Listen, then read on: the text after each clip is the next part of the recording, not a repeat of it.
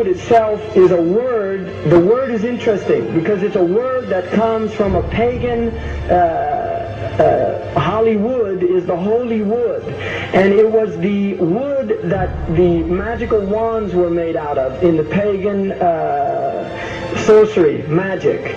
And these wands were believed that the sorcerers that possessed them could put people into trances and control them. This is part of, this is symbolic, but it's also important to understand that part of what Hollywood literally does is it puts people into trances. It's a dream state. They call it the dream machine in the United States.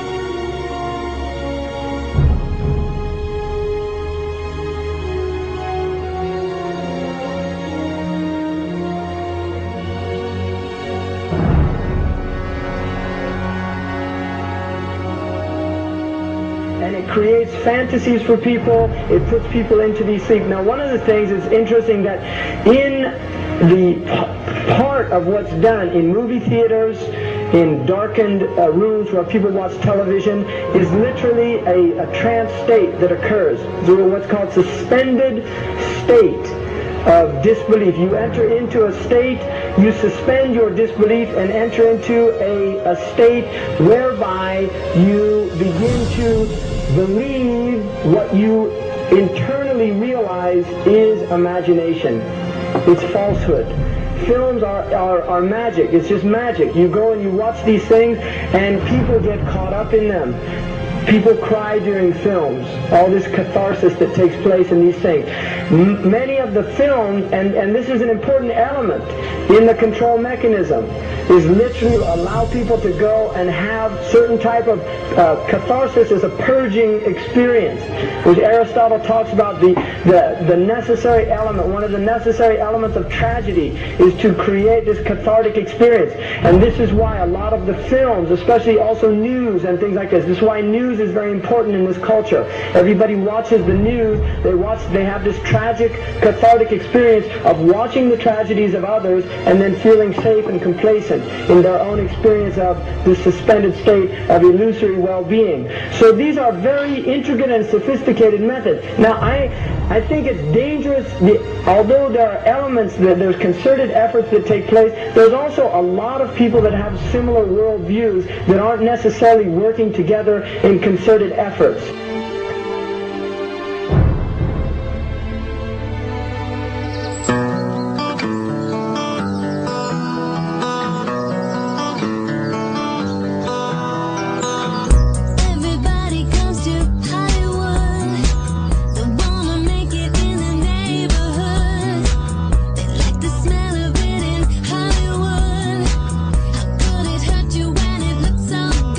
Shine your light now.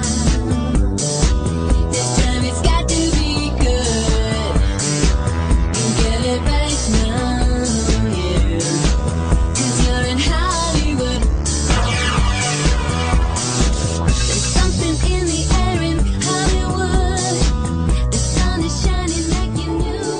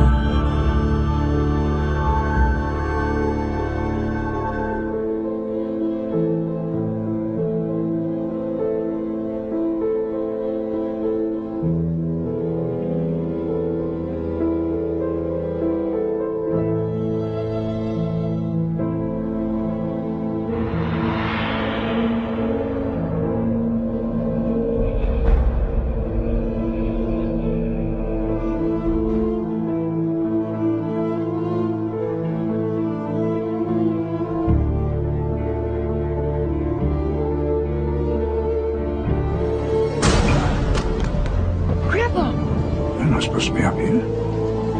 Looking at her? I just wanted to know. No. Well, you're old enough, I suppose. You should know the story. Okay, here we go. It was 1832. On a night much like this.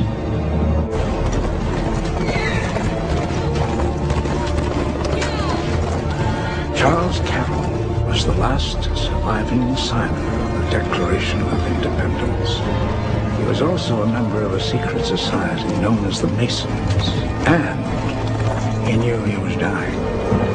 He woke up his stable boy in the middle of the night and ordered him to take him to the White House to see Andrew Jackson, because it was urgent that he speak to the president.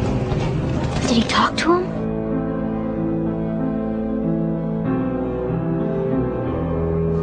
No, he never got the chance.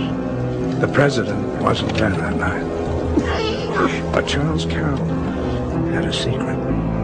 So he took into his confidence the one person he could, my grandfather's grandfather, Thomas Gates. What was the secret? A treasure. A treasure beyond all imagining.